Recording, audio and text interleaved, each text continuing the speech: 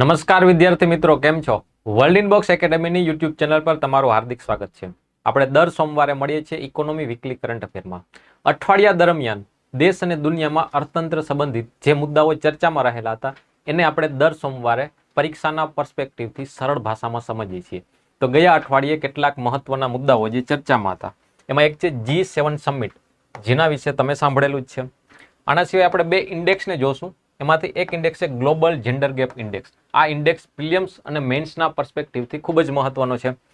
સિલેબસની અંદર આમને specifically mention કરેલા છે. સિલેબસમાં 6 ઇન્ડેક્સના નામ લખેલા છે. એમાંથી એક ઇન્ડેક્સ છે ગ્લોબલ જેન્ડર ગેપ ઇન્ડેક્સ. આના સિવાયનો ઇન્ડેક્સ છે ફૂડ વેસ્ટ ઇન્ડેક્સ. દર અઠવાડિયે આપણે અર્થતંત્રના શબ્દને સમજીએ છીએ. આ અઠવાડિયાનો શબ્દ છે ડિજિટલ ડિવાઇડ. તો ચાલો આગળ વધીએ. આ વિડીયોની પીડીએફ તમને આ ટેલિગ્રામ ગ્રુપમાં મળી રહેશે. આ ટેલિગ્રામ ગ્રુપની અંદર તમને જીપીએસસી સંબંધિત અન્ય મટીરિયલ પણ મળતું રહેશે. તો આ ટેલિગ્રામ ગ્રુપ માટે સ્કેન કરો અથવા તો નીચે લખેલું છે જીપીએસસી વર્લ્ડ ઇનબોક્સ, એમને ટેલિગ્રામ ગ્રુપમાં સર્ચ કરો. G7 summit. G7ની આ 50મી સમિટ હતી. ભારતને G7 સમિટમાં આમંત્રણ મળેલું હતું. શું પહેલી વખત આમંત્રણ મળેલું હતું? તો કે ના. ભારત છે G7ની 11મી બેઠકમાં સહભાગી થયેલો હતો. આનો અર્થ એવો છે કે ઓલરેડી ભારત છે આને પહેલા G7ની 10 બેઠકોની અંદર સહભાગી થયેલો છે. ભારત છે G7નો સભ્ય નથી, છતાં એમને આમંત્રણ મળે છે. તો ભારતને કેમ આમંત્રણ મળે છે? શું માત્ર ભારત એક જ દેશ છે કે જેને આમંત્રણ મળે છે કે અન્ય દેશોને પણ મળે છે? ભારત માટે G7નું મહત્વ શું છે? ને પ્રિલિમ્સ પરીક્ષા માટેના અમુક ફેક્ટ્સ કે G7 સમિટ કયા દેશમાં આયોજન થયેલી, કયા શહેરમાં આયોજન થયેલી હતી, આ બધાની આપણે ચર્ચા કરીએ. તો મુદ્દો મહત્વનો એ છે કે 50મી બેઠક હતી. કયા દેશની અંદર હતી? તો કદાચ તમે જાણતા હશો કે આ દેશ છે ઇટાલી. ઇટાલીનો એક પ્રદેશ છે, એને અપુલિયા પણ કહી શકો અથવા પુગુલિયા પણ કહી શકો. ઇટાલીની અંદર પુગુલિયા છે, ઇંગ્લિશની અંદર અપુલિયા કહેવાય છે. આ પ્રદેશનું એક શહેર છે ફસાનો. ફસાનો અથવા ફાસાનો, હવે તમે જે રીતે એને પ્રોનાઉન્સિએટ કરો, ફસાનો અથવા ફાસાનો શહેર. તો પ્રિલિમ્સની અંદર પૂછાઈ શકે, દેશ પૂછાઈ શકે, શહેર પૂછાઈ શકે કે કયા શહેરમાં હતો. તો પ્રદેશનું નામ પણ આપણે યાદ રાખી લઈએ છીએ કે પુગુલિયા અથવા તો અપુલિયા પ્રદેશ છે, એનું ફસાનો શહેર જે ઇટાલીમાં આવેલું છે, ત્યાં આ બેઠક હતી. અને ભારત છે 11મી વખત. ભારતને સૌ પ્રથમ વખત 2003માં આમંત્રણ મળેલું હતું. આ બેઠક હતી 50મી બેઠક. કયા દેશમાંથી? ઇટાલીમાં. એની આગળની બેઠક એટલે કે 39મી બેઠક હતી એ જાપાનમાંથી. ને આવતા વર્ષે જે 51મી સમિટ છે એ કેનેડામાં હશે. તો આપણે આ 50મી એટલે કે ઇટાલી અને આવતા વર્ષે 51મી છે કેનેડામાં હશે. આપણે બે પ્રિલિમ્સ માટે યાદ રાખીશું. હવે આપણે જોઈએ કે G7 દેશ છે એ કયા ઉદ્દેશ્યથી બનેલો છે, એમાં કયા દેશો છે, અત્યારે એ કેવા કેવા કાર્ય કરી રહ્યો છે. તો એની શરૂઆત થઈ હતી 1973ની અંદર. વિશ્વમાં ઓઇલ ક્રાઇસિસ આવ્યો ત્યારે વિશ્વના અમુક દેશો, સામાન્ય રીતે ગામમાં કોઈ સમસ્યા આવે તેનું સમાધાન કોણ કરે? એક તો સરપંચ, એના સિવાય ગામના વડીલો સાથે મળીને ગામની સમસ્યાનું સમાધાન કરે. એ જ રીતે એક વિશ્વ એક ગામડું છે, એની સમસ્યાનું સમાધાન કોણ કરે? એમાં તો કોઈ સરપંચ નથી. પરંતુ જે દેશોને એવું લાગતું હોય છે કે અમે દેશ આ ગામના વડીલો છીએ, અમારી પાસે કોઈ સત્તા, કોઈ ક્ષમતા છે, અમારી પાસે આ સમાધાન લાવવાનો સ્કિલ છે, તો એ દેશો ભેગા થાય ને એક સંગઠન બનાવે ને સમાધાન લાવવાનો પ્રયત્ન કરે. એ જ રીતે વિશ્વ પર કોઈ આર્થિક સમસ્યાઓ આવે એનું સમાધાન કોણ કરશે? તો જે દેશો પોતાને વડીલો માનતા હોય એ સાથે મળે. તો 1973ની અંદર આ ઓઇલ ક્રાઇસિસ આવ્યો. એ સમયે અમુક દેશોને થયું કે આપણે આના માટે કોઈ એક સંગઠન બનાવવું જોઈએ. તો સૌ પ્રથમ વખત 1975ની અંદર 6 દેશો મળે છે. કયા દેશો? એક USA, UK, Germany, France, Italy અને જાપાન. યુરોપના 4 દેશો, એક USA અને એક જાપાન. એ રીતે 6 દેશો મળે છે. એટલે ગ્રુપ ઓફ 6 એને G6 દેશો કહેવામાં આવે છે. આ દેશો મળે છે, G6ની રચના કરે છે. એના પછીના વર્ષે એટલે 1976ની અંદર G6ની અંદર એક દેશ એડ થાય છે. કયો દેશ? તો કે કેનેડા. અને G7 દેશો બને છે. આમનો ઉદ્દેશ્ય શું હતો? ઉદ્દેશ્ય હતો આર્થિક સમસ્યાનું સમાધાન લાવવાનો. પછીથી 1981માં યુરોપિયન યુનિયન જોડાય છે. પરંતુ G6માંથી G7 થાય છે ને G7માંથી G8 નહોતા થતા. આમને કહેવાનું તો છે G7, પરંતુ યુરોપિયન યુનિયનને એના સભ્ય થઈ ગયો છે, પરંતુ એને સભ્ય તરીકેની ગણતરી કરવામાં આવતી નથી. એટલા માટે આપણે એને કહીએ છીએ કે બિન ગણતરી સભ્ય. 1981 થી યુરોપિયન યુનિયનનો સમાવેશ થાય છે, પરંતુ બિન ગણતરી સભ્ય છે એમનો સમાવેશ થતો નથી. એના પછી 1997ની સમિટની અંદર રશિયાને એમાં ઉમેરો કરવામાં આવે છે અને પહેલી વખત 1998માં રશિયા એમનો સભ્ય બની જાય છે, એ સમિટમાં હિસ્સેદાર ભાગ લે છે. તો ત્યારે બની જાય છે G8. શરૂઆત થઈ હતી G6 થી, પછી કેનેડા એડ થાય છે ને પછી રશિયા એડ થાય છે. રશિયા 1997-98માં એનો સભ્ય બને છે ને G8 દેશો બને છે. અત્યારે યુદ્ધ ચાલે છે રશિયા અને યુક્રેનનું.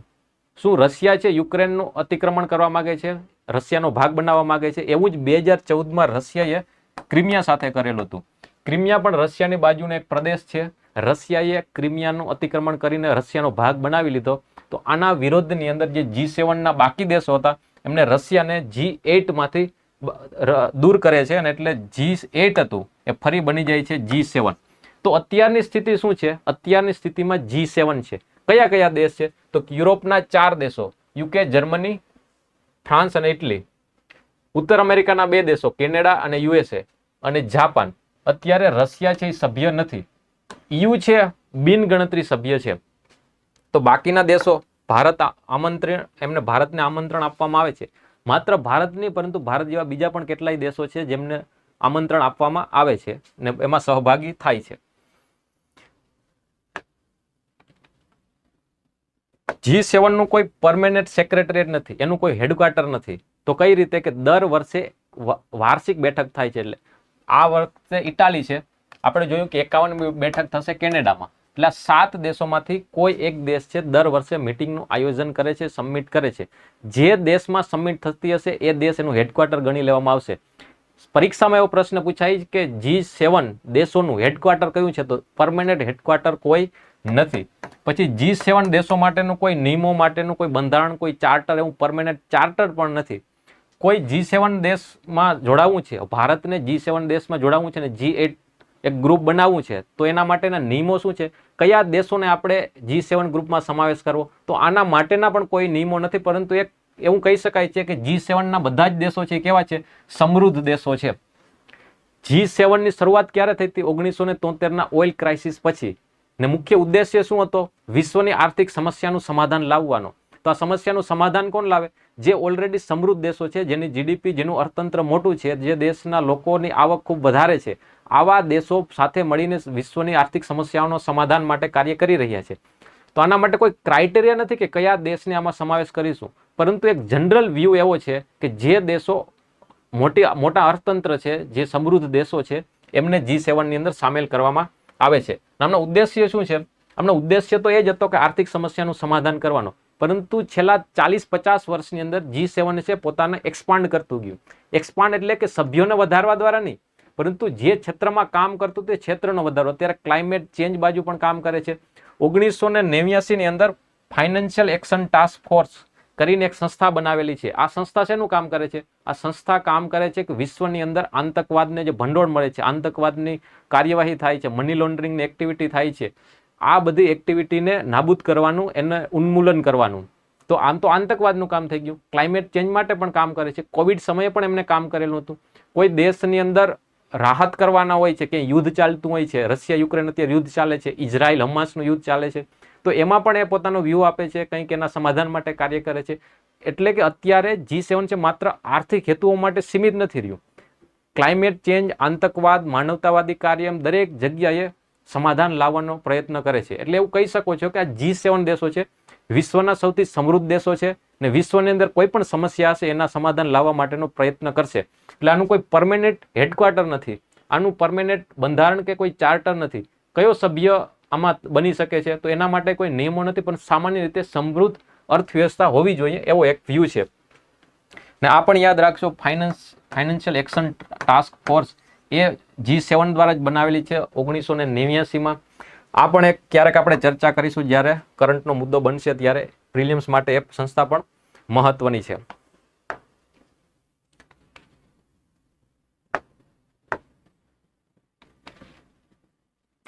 હવે આ છે કે G7 ની ઇટલીની અંદર અત્યારે 50મી સમિટ હતી, એમાં મહત્વના કયા કયા ઇનિશિયેટિવ લીધેલા છે એ જોઈએ. એના પહેલા આપણે એ જોઈ લઈએ કે શું કામ G7 દેશો છે ભારતને આમંત્રણ આપે છે.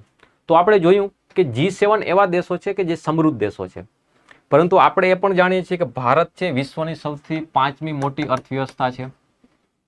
ભારત G7 ના 4 દેશોની અર્થવ્યવસ્થા કરતા તો ભારતની અર્થવ્યવસ્થા વધારે છે.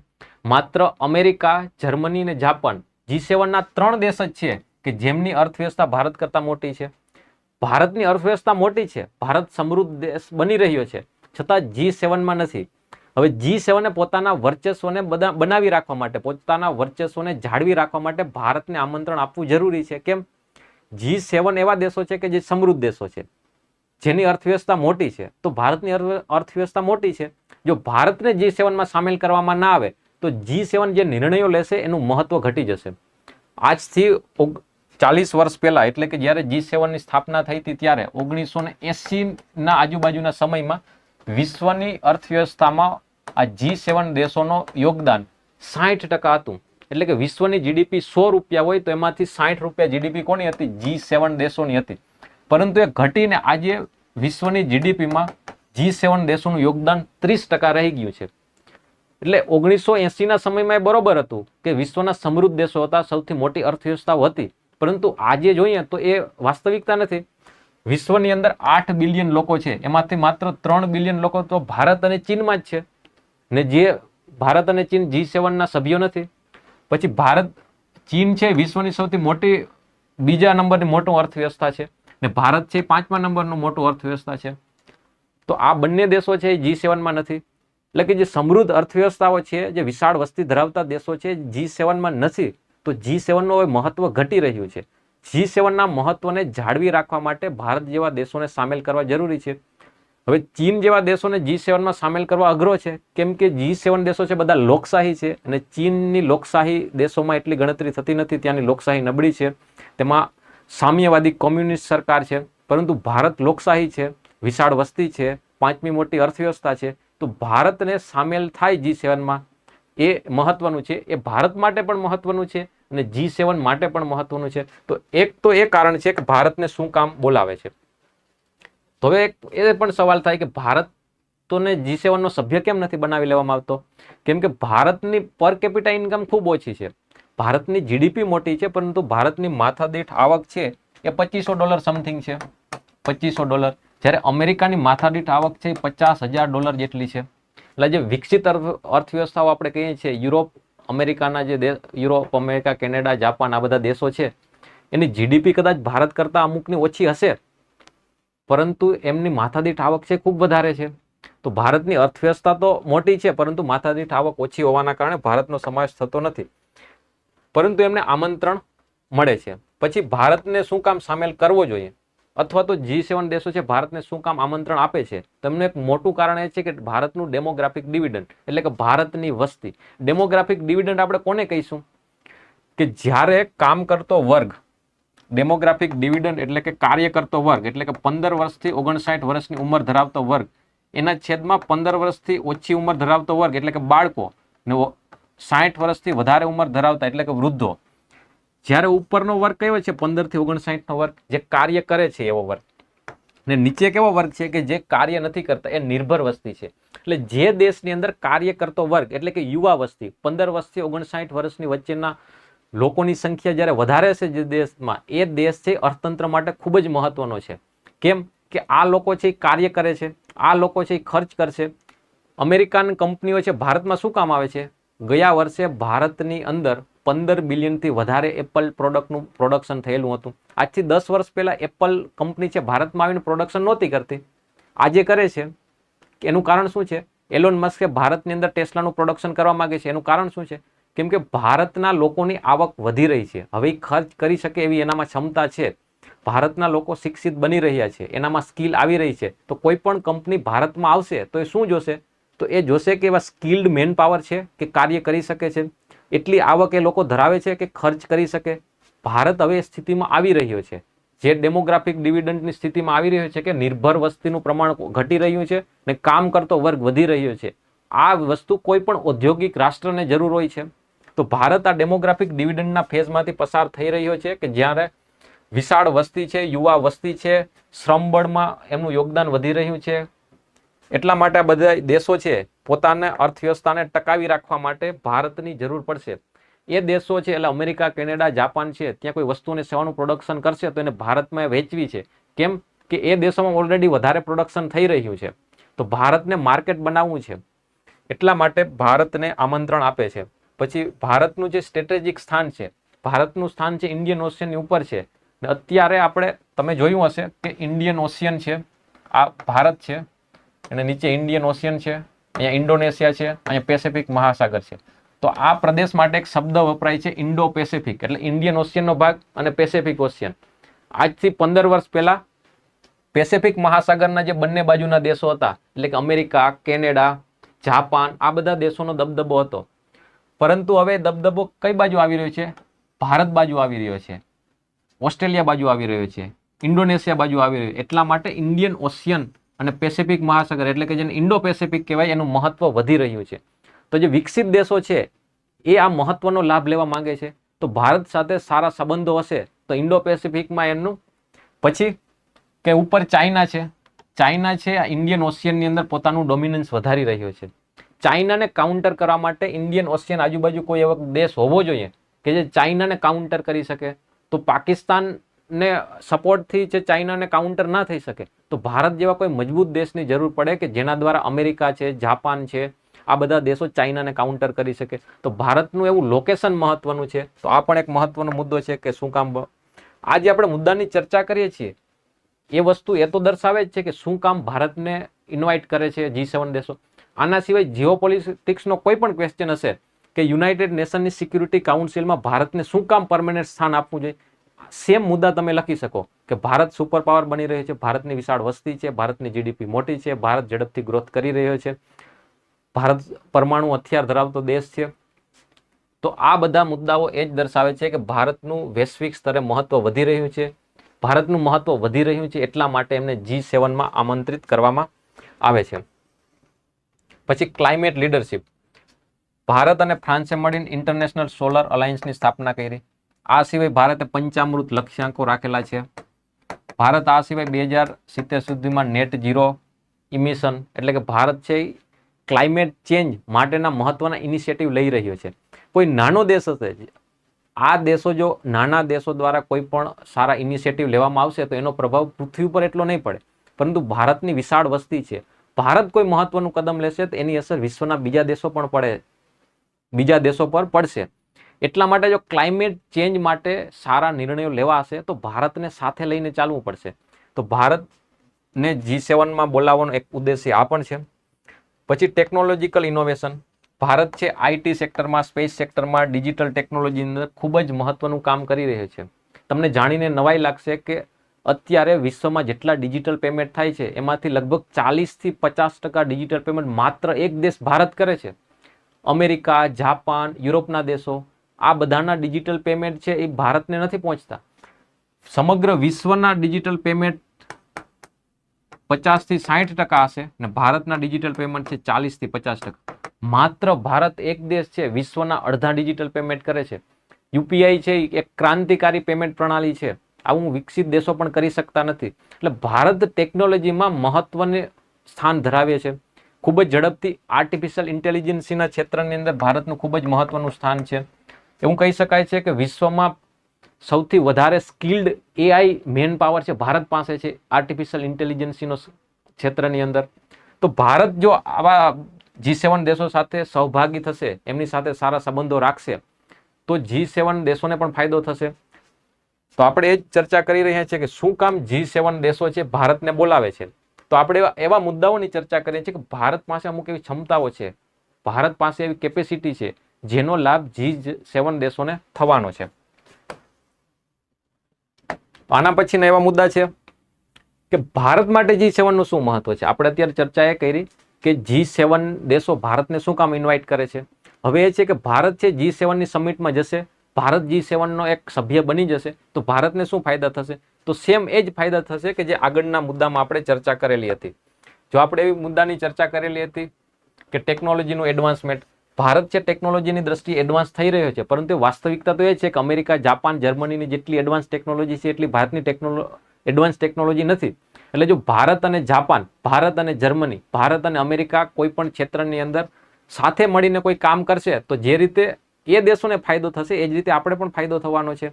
એટલા માટે G7નો સભ્ય ભારત બની જશે તો એમના ફાયદા સાથે ભારતને પણ ફાયદો થવાનો છે. પછી ભારતમાં ગરીબી ઉન્મૂલનના કાર્ય, ક્લાઇમેટ ચેન્જ માટે એડવાન્સ ટેકનોલોજીની જરૂર પડશે. આના માટે નવા નવા ઇનિશિયેટિવ કરવાના છે. તો ભારત પોતાના એકલા હાથે કાર્ય કરે એના કરતાં આ દેશો સાથે સહભાગી થઈને કાર્ય કરશે તો ભારત વધારે સારી રીતે કાર્ય કરી શકશે.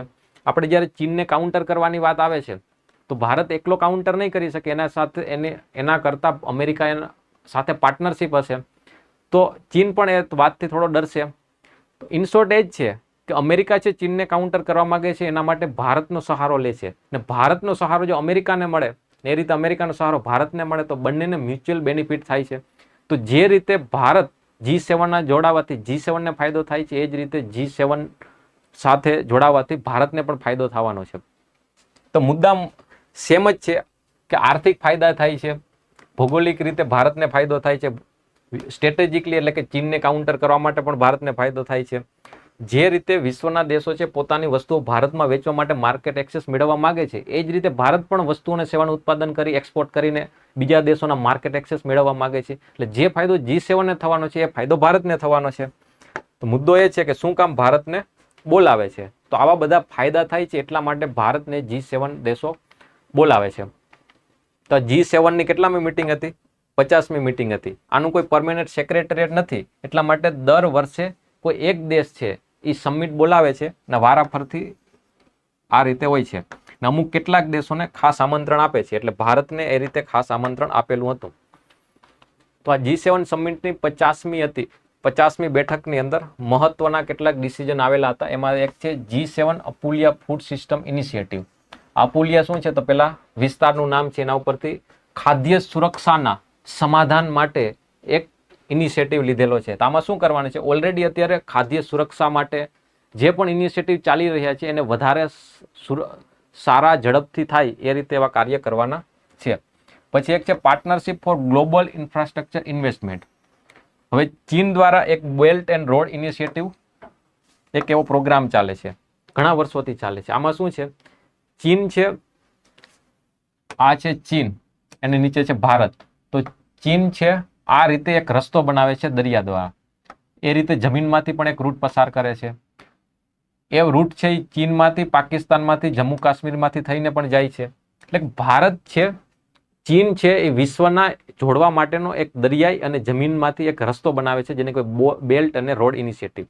હવે જે દેશમાંથી આ રસ્તો જતો હશે, જેમ કે અહીંયા ઇન્ડોનેશિયામાંથી આ રસ્તો જાય છે, તો ઇન્ડોનેશિયાની અંદર પોર્ટનું નિર્માણ થશે, તો ત્યાં રોકાણ થશે, તો ત્યાં લોકોને રોજગારી મળશે, તેનું અર્થતંત્ર સમૃદ્ધ થશે. એટલા માટે ચીન છે બેલ્ટ અને રોડ ઇનિશિયેટિવ દ્વારા આજુબાજુના બધા દેશોને પોતાની સાથે જોડવા માંગે છે, એની સાથે સંબંધો સુધારવા માંગે છે. એટલે જો બેલ્ટ અને રોડ ઇનિશિયેટિવ સાથે આ બધા દેશો જોડાઈ જશે તો આ બધા દેશો છે એ અન્ય જે ડેમોક્રેસીઓ છે એના કરતાં થોડા વિરોધમાં થઈ જશે, બધા ચીનના ડોમિનન્સમાં આવી જશે. તો આપણે આ બધા દેશોને કોઈ એક વિકલ્પ આપવો પડે કે જે ચીનના બેલ્ટ અને રોડ ઇનિશિયેટિવમાં ના જોડાય. તો એના માટે આપણે શું કર્યું છે G7 દેશોએ કે ખાનગી અને જાહેર, કે અમેરિકા છે એ ઇન્ડોનેશિયાની અંદર રોકાણ કરશે, પોર્ટ બનાવી દેશે, તો બની શકે કે ઇન્ડોનેશિયા બેલ્ટ અને રોડ ઇનિશિયેટિવમાં ના જોડાય. તો એના માટેનું એક ઇન્વેસ્ટમેન્ટ ઇન્ફ્રાસ્ટ્રક્ચર, એ બેલ્ટ અને રોડ ઇનિશિયેટિવ જે દેશોમાંથી પસાર થાય છે, આ બધા દેશોની અંદર G7 દેશો છે એવું કંઈ કરશે કે એ દેશો પોતે રોકાણ કરે અથવા તો ખાનગી સેક્ટરને એ રીતે પ્રમોટ કરશે, પ્રોત્સાહિત કરશે, જેનાથી આ બધા દેશો પણ એમાં રોકાણ કરે. ઇન શોર્ટ, બેલ્ટ અને રોડ ઇનિશિયેટિવ અંતર્ગત આ દેશોની અંદર જે ઇન્ફ્રાસ્ટ્રક્ચરમાં ઇન્વેસ્ટમેન્ટ થતું હતું એવો જ વિકલ્પ આપશે કોણ? તો G7નું partnership for global infrastructure investment. પછી છે આર્ટિફિશિયલ ઇન્ટેલિજન્સી. કોઈ પણ નવી ટેકનોલોજી આવે તો સારા અને ખરાબ બંને પરિણામો લાવે છે. જેમ કે ચાકુ છે તો એનાથી શાક પણ સુધારી શકાય છે, ચાકુ વધારે એડવાન્સ ચાકુ હશે તો એનાથી ઓપરેશન પણ કરી શકાય છે, અને ચાકુથી કોઈ વ્યક્તિનું ખૂન પણ કરી શકાય છે. તો ચાકુ છે એ ખરાબ કે સારી વસ્તુ નથી. કોઈ પણ ટેકનોલોજી સારી કે ખરાબ હોતી નથી, પરંતુ ટેકનોલોજીનો ઉપયોગ આપણે કેવી રીતે કરીએ છીએ એનાથી સારી ને ખરાબ બને છે. જે રીતે પરમાણુ બોમ્બ છે એ જ રીતે પરમાણુ માટે એનર્જી પણ મળે છે. તો પરમાણુ છે એ સારું કે ખરાબ નથી, પરંતુ એ પરમાણુનો ઉપયોગ આપણે કઈ રીતે કરીએ છીએ એનાથી નક્કી થાય છે કે સારું છે કે ખરાબ છે. એ જ રીતે આર્ટિફિશિયલ ઇન્ટેલિજન્સ છે એનો ઉપયોગ આપણે કઈ રીતે કરવો જોઈએ, એના માટે અમુક માપદંડો, નીતિ નિયમો, ધારાધોરણો આપણે રાખીશું તો આર્ટિફિશિયલ ઇન્ટેલિજન્સના ખરાબ પરિણામો છે એનાથી આપણે બચી શકીશું.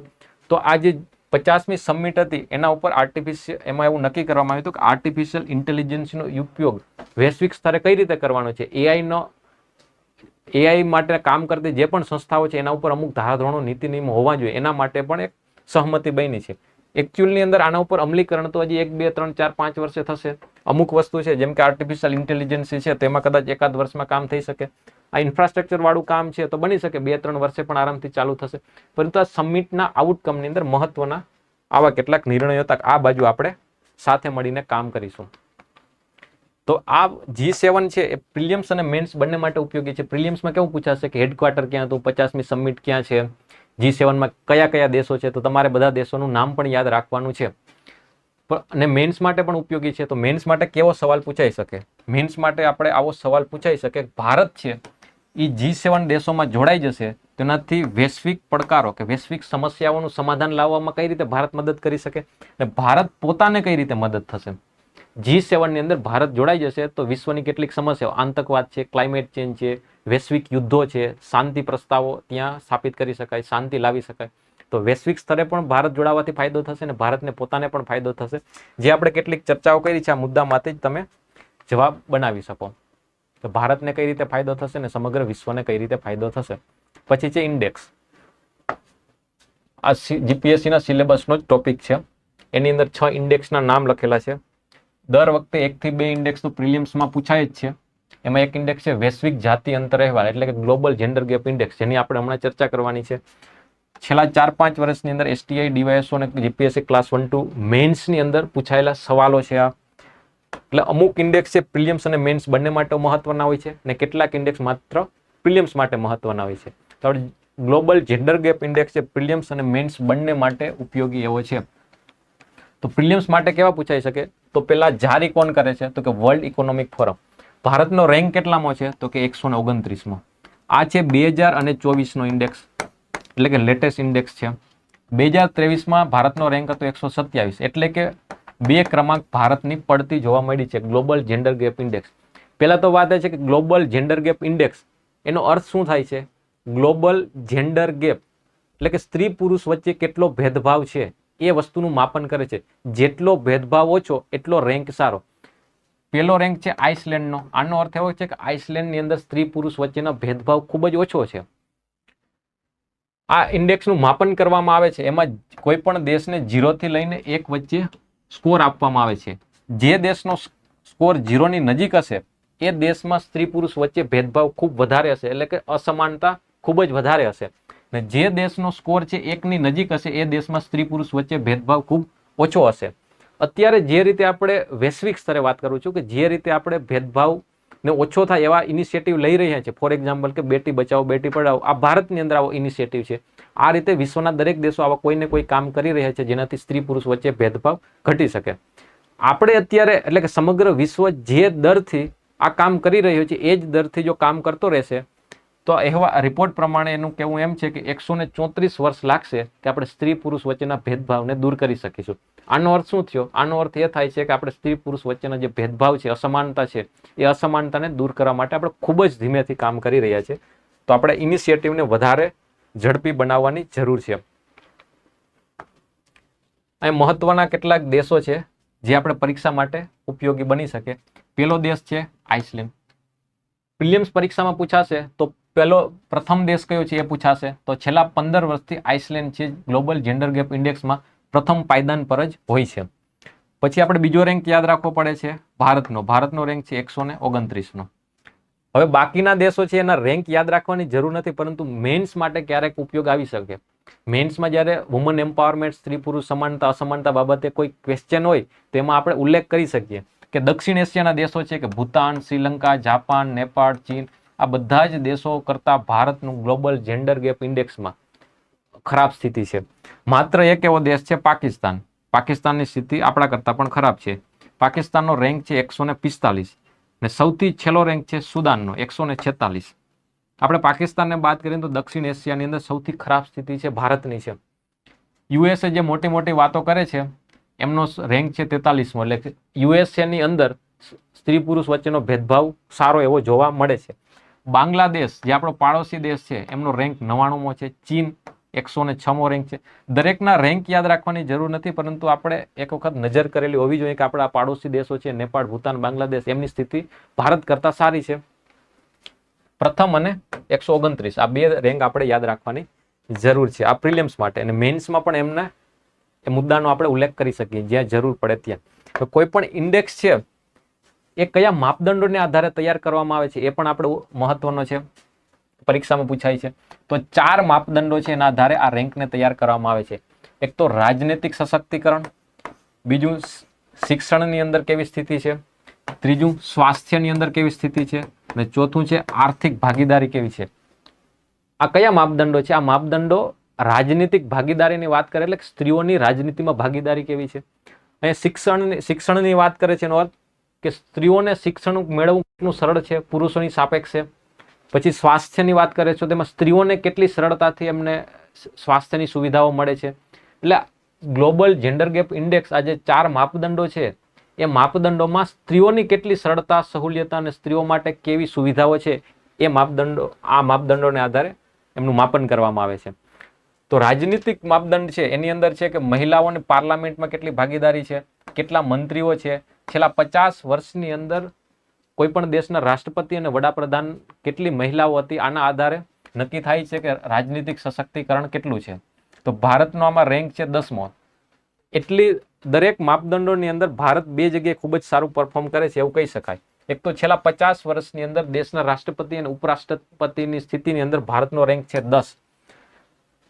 ને આના સિવાય માધ્યમિક શિક્ષણ એટલે કે સેકન્ડરી એજ્યુકેશનની અંદર એનરોલમેન્ટ એટલે કે માધ્યમિક શિક્ષણની અંદર પ્રાથમિક શિક્ષણ પૂરું કર્યા પછી માધ્યમિક શિક્ષણની અંદર જે છોકરીઓ એનરોલ થઈ રહી છે એનો રેશિયો છે છોકરાઓ કરતાં પણ સારો છે.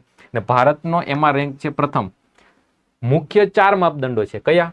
રાજનીતિક, શિક્ષણ, સ્વાસ્થ્ય અને આર્થિક ભાગીદારી. હવે માપદંડ અંતર્ગત સબ માપદંડો છે એને આપણે યાદ રાખવાની જરૂર નથી, પરંતુ આપણે થોડી ઘણી ખબર હોવી જોઈએ કે પોલિટિકલ માપદંડ છે તેની અંદર કયા કયા છે, કેટલી સ્ત્રીઓ છે લોકસભાની અંદર છે, કેટલી સ્ત્રીઓ મંત્રીઓ છે. પછી આ સ્વાસ્થ્ય માટેનો છે તો સેક્સ રેશિયો, પુરુષોની સાપેક્ષે 1000 પુરુષોએ કેટલી સ્ત્રીઓ છે. તો ભારતની અંદર 2011ની વસ્તી ગણતરી પ્રમાણે સેક્સ રેશિયો છે 943, એટલે કે 1000 પુરુષોએ 943 સ્ત્રી છે. જો 943 છે એની જગ્યાએ 990 થઈ જશે તો ભારતની સ્થિતિમાં સુધાર આવ્યો એવું કહેવાય. પછી કે સરેરાશ આયુષ્ય કેટલું છે મહિલાઓનું, તો ભારતની અંદર પુરુષોની સાપેક્ષે મહિલાનું સરેરાશ આયુષ્ય વધારે છે.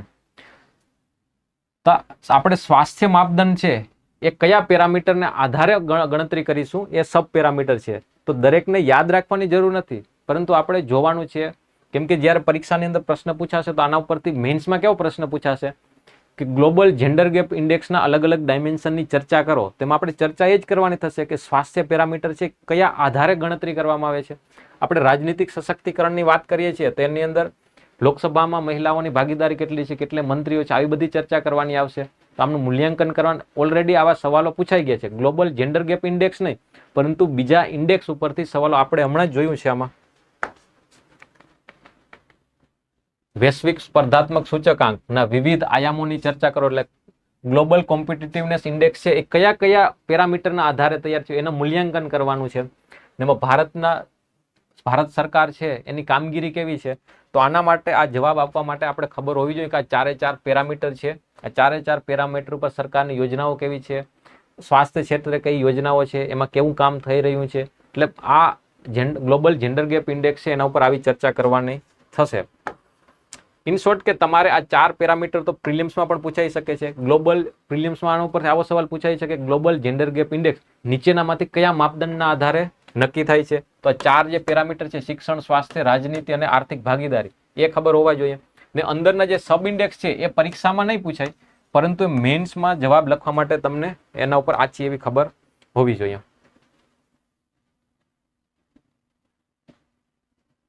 આ વર્લ્ડ ઇનબોક્સની ઇકોનોમીની બુક છે, એમાં ચેપ્ટર નંબર 24 છે. એની અંદર આ દરેક ઇન્ડેક્સ છે ને વિસ્તારથી આપેલા છે. જે મહત્વના ઇન્ડેક્સ છે એમને વિસ્તારથી આપેલા છે, અને જે માત્ર પ્રિલિમ્સમાં પૂછાઈ શકે એવા ઇન્ડેક્સને આ રીતે આપેલા છે. જેમ કે વર્લ્ડ ઇકોનોમિક ફોરમ છે એના દ્વારા બધા જ ઇન્ડેક્સ બહાર પાડવામાં આવે છે. એ રીતે IMF, વર્લ્ડ બેંક, WTO આ બધા દ્વારા ઇન્ડેક્સ બહાર પાડવામાં આવે છે. એમને બધા એક જ સાથે લખેલા છે. તો ઇન્ડેક્સ છે દર વખતે તમારે અપડેટ કરવાના રહેશે. આ 2024માં નવો ઇન્ડેક્સ આવી ગયો છે, તો બધા રેન્ક ભારતના બદલી જશે. આપણે ગયા અઠવાડિયે પણ જોઈએ તો ટ્રાવેલ એન્ડ ટુરિઝમ ઇન્ડેક્સ, એમાં ભારતનું સ્થાન છે 39મું થઈ ગયું છે. એના આગળના વર્ષે આપણે 54મા ક્રમાંકે હતા. તો પ્રિલિયમ્સની અંદર દર વર્ષે 1 થી 2 ઇન્ડેક્સ તો પૂછાતા હોય છે. તો આ બધું આપણે વાંચતું રહેવાનું અને અપડેટ કરતું રહેવાનું. પરીક્ષાની અંદર મેન્સમાં આવો સવાલ પૂછાઈ શકે કે ગ્લોબલ જેન્ડર ગેપ ઇન્ડેક્સના વિવિધ આયામો સંદર્ભેની કામગીરીનું મૂલ્યાંકન કરો. હજી બીજો ઇન્ડેક્સ છે આ વખતે, ફૂડ વેસ્ટ ઇન્ડેક્સ. આ ઇન્ડેક્સ છે મેન્સ માટે એટલો મહત્વનો નથી, પ્રિલિમ્સમાં પૂછાઈ શકે. આપણે ખબર છે કે પ્રિલિમ્સમાં પૂછાય તો કોઈ પણ ઇન્ડેક્સની અંદર 3-4 વસ્તુ ખબર હોવી જોઈએ. કઈ, કોના દ્વારા જારી કરવામાં આવે છે, કઈ સંસ્થા છે કે જેના દ્વારા જારી થાય છે, તો યુનાઇટેડ નેશન એન્વાયરમેન્ટ પ્રોગ્રામ આ મહત્વની સંસ્થા છે. આના દ્વારા આ ફૂડ વેસ્ટ ઇન્ડેક્સ જારી કરવામાં આવે છે. આના સિવાય ક્લાઇમેટ એક્શન એનજીઓ છે. આ એક એનજીઓનું બીજું નામ છે waste and resources action programme. હવે બીજા એનજીઓનું નામ છે એ આપણે યાદ રહે કે ના રહે, પરંતુ આપણા માટે મહત્વની વાત છે કે મુખ્ય કઈ સંસ્થા દ્વારા બહાર પાડવામાં આવે છે, તો કે યુએનઈપી. યુએનઈપી છે કોઈ સંસ્થા દ્વારા ક્યારેક ક્યારેક કોલોબરેટ કરી ને આ ઇન્ડેક્સ જારી કરતી હોય છે. મુખ્ય સંસ્થા છે યુએનઈપી. પરીક્ષાની અંદર પ્રશ્ન એવો પૂછાઈ શકે કે ફૂડ વેસ્ટ ઇન્ડેક્સ કોના દ્વારા જારી કરવામાં આવે છે, તો યુએનઈપી. બી ઓપ્શન હશે United nation security council, C option હશે, ડી ઓપ્શન હશે. તો બની શકે કે બીજા ઓપ્શનની અંદર ઓપ્શન છે એની અંદર આ એનજીઓનું નામ પણ લખેલું ના હોય, કેમ કે મુખ્ય સંસ્થા છે યુએનઈપી છે. ને એવું પણ સ્ટેટમેન્ટ બની શકે કે યુએનઈપી છે ક્લાઇમેટ એક્શન એનજીઓ સાથે મળીને ઇન્ડેક્સ બહાર પાડે છે. ઇન શોર્ટ કે કઈ સંસ્થા દ્વારા બહાર પાડવામાં આવે છે એ તમને ખબર હોવી જોઈએ. આ ઇન્ડેક્સનો ઉદ્દેશ્ય શું છે? નામમાં જ છે કે ફૂડ વેસ્ટ, એટલે ફૂડ વેસ્ટ કરવા માટે તો નહીં જ હોય, પરંતુ કેટલું ફૂડ વેસ્ટ થાય છે એનું એક માપન કરે છે. 2022ની અંદર 1 બિલિયન ટન ફૂડનો વેસ્ટ થયો હતો.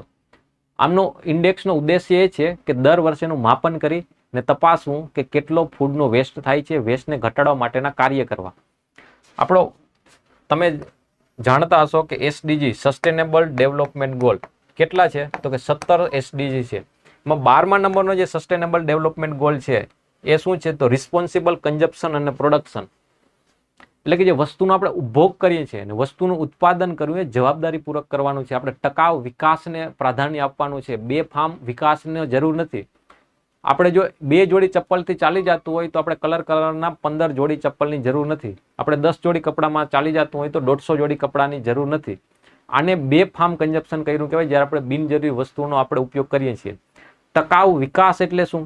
ટકાઉ વિકાસ એટલે કે વિકાસ દ્વારા આજની જરૂરિયાતોને પૂરી કરવાની ને આવનારી પેઢી છે એ પેઢી માટે કુદરતી સંસાધનો બાકી રહે, એની બચત થાય ને એ લોકો એની જરૂરિયાતોને પૂરી કરી શકે. એટલે કે સંસાધનોનો આપણે એ રીતે ઉપયોગ કરવાનો છે કે એનાથી આપણી જરૂરિયાતો પૂરી થાય, સાથે સાથે ભવિષ્યની પેઢીની જરૂરિયાતો પણ પૂરી થાય. જો આપણે સંસાધનોનો બેફામ ઉપયોગ કર્યો તો આપણી જરૂરિયાતો પૂરી થઈ જશે, પરંતુ આવતા 40-50 વર્ષની અંદર સંસાધનો એટલા બચશે નહીં કે આવનારી પેઢી છે એના જરૂરિયાતોને પૂરી કરી શકે. એટલે જવાબદારીપૂર્વક ઉપભોગ કરવો, એમનો ઉપયોગ કરવો, જવાબદારીપૂર્વક પ્રોડક્શન કરવું, એનો અર્થ છે કે ટકાઉ વિકાસને પ્રાધાન્ય આપવું. તો એના માટે આપણે ટકાઉ વિકાસ લક્ષ્યાંક છે 12. હવે દરેક ટકાઉ વિકાસ હોય, જેમ કે ટકાઉ વિકાસ લક્ષ્યાંક 12 છે, 12 અંતર્ગત પેટા લક્ષ્યાંકો હશે 12.1, 12.2, 12.3. તો 12.3 શું છે? 12.3 એનું માપન કરે છે. આ પેલા તો એસડીજી 17 છે એને 2030 સુધીમાં એના જે લક્ષ્યાંકો છે પૂરા કરવાના છે. તો એસડીજી 12.3 છે એની અંતર્ગત એવું છે કે જેટલું પણ આપણે ખાદ્યાન્નનો બગાડ કરીએ છીએ એ 2030 સુધીમાં એ બગાડને અડધો કરી દેવાનો છે. તો આ જે ઇન્ડેક્સ છે એનો લક્ષ્યાંક એ છે કે એસડીજી 12.3 ને પૂરો કરવો. 12.3 શું છે? 12.3 છે કે જેટલું પણ આપણે બગાડ કરીએ છીએ અનાજનો, એને બગાડને અડધો કરવાનો છે. તો એટલું ડિટેલ્સમાં બધી ચર્ચા આપણે કરીએ છીએ. આમાં મેન્સ માટે કોઈ પ્રશ્ન બનેવો નથી. પ્રિલિમ્સની અંદર પ્રશ્ન બને છે કઈ સંસ્થા દ્વારા, અને ઉદ્દેશ્ય શું છે, તો ઉદ્દેશ્યના નામ પરથી પણ આપણે ખબર પડી જાય કે ફૂડ વેસ્ટ ઇન્ડેક્સ છે તો ફૂડ વેસ્ટ થાય છે એના બગાડને અટકાવવો અને બગાડ ઓછો થાય એના માટેના કાર્ય કરવા છે. તો આપણે સસ્ટેનેબલ ડેવલપમેન્ટ ગોલ્સ 12.3 નહીં, પરંતુ આપણે 17 સસ્ટેનેબલ ડેવલપમેન્ટ ગોલ છે યાદ હોવા જોઈએ. આના ઉપર પ્રિલિમ્સની અંદર પ્રશ્ન પૂછાય છે અને મેન્સની અંદર પણ આ સસ્ટેનેબલ ડેવલપમેન્ટ ગોલ ક્યારેક ને ક્યારેક એના પોઈન્ટ બનતા હોય છે, લખવાની જરૂર પડતી હોય છે. કન્ક્લુઝન લખી એમાં પણ એસડીજી નો ઘણી વખત જરૂર પડતી હોય છે. હવે આના જેવો જ એક ઇન્ડેક્સ છે ફૂડ લોસ ઇન્ડેક્સ. આ છે ફૂડ વેસ્ટ ઇન્ડેક્સ. આ જે ફૂડ લોસ ઇન્ડેક્સ છે ફૂડ એગ્રીકલ્ચર ઓર્ગેનાઇઝેશન દ્વારા જારી કરવામાં આવે છે. તો આપણા માટે ખાલી એટલું યાદ રાખવાનું છે કે બંને ઇન્ડેક્સ અલગ છે, બંને કઈ અલગ અલગ સંસ્થા દ્વારા જારી કરવામાં આવે છે. આપણે દર અઠવાડિયે એક શબ્દને ચર્ચા કરીએ છીએ. આ અઠવાડિયાનો શબ્દ છે વર્ડ ઓફ ધ વીક, એટલે કે આ અઠવાડિયાનો જે શબ્દ છે ડિજિટલ ડિવાઇડ. ડિજિટલ ડિવાઇડ એટલે શું? પહેલા તો એ શબ્દ સમજવો પડે કે ડિવાઇડ એટલે શું. ડિવાઇડ એટલે કે અંતર, ખ્યાલ, બે ભાગ. અહીંયા તમે જોઈ શકો છો કે એક બાજુ છે એ સ્માર્ટ બોર્ડની અંદર ભણાવી રહ્યા છે અને બીજી બાજુ છે એક વ્યક્તિ છે ઓફલાઈન મોડમાં ભણી રહ્યો છે. ડિજિટલ ટેકનોલોજી, ડિજિટલ ટેકનોલોજીમાં શું આવે? ઇન્ટરનેટ આવે, ડિજિટલ ટેકનોલોજીમાં મોબાઈલ આવે, કોમ્પ્યુટર આવે, ટેબ્લેટ આવે. તો અમુક એવો વર્ગ છે જેના સુધી ઇન્ટરનેટ, મોબાઈલ ટેકનોલોજી, લેપટોપ, કોમ્પ્યુટરની પહોંચ છે, અને બીજી બાજુ એવા લોકો છે, એવો વર્ગ છે જ્યાં ઇન્ટરનેટ નથી, જ્યાં મોબાઈલનો ઉપયોગ કરતા એમને નથી આવડતો. તો આ બંને વચ્ચેનો જે અંતર છે એને કહેવાય ડિજિટલ ડિવાઇડ. હવે ડિજિટલ ડિવાઇડ માત્ર ઇન્ટરનેટ અને મોબાઈલ પૂરતો સીમિત નથી. એવું બની શકે કે કોઈ વિસ્તારની અંદર ઇન્ટરનેટ છે, એ વ્યક્તિ પાસે મોબાઈલ પણ છે, પરંતુ એ વ્યક્તિને ઇન્ટરનેટ અને મોબાઈલનો સરખી રીતે ઉપયોગ કરતા નથી આવડતો, એટલે કે એની પાસે ડિજિટલ સાક્ષરતા નથી. તો પણ આપણે એમ કહીશું કે એમની ડિજિટલ પહોંચ નથી.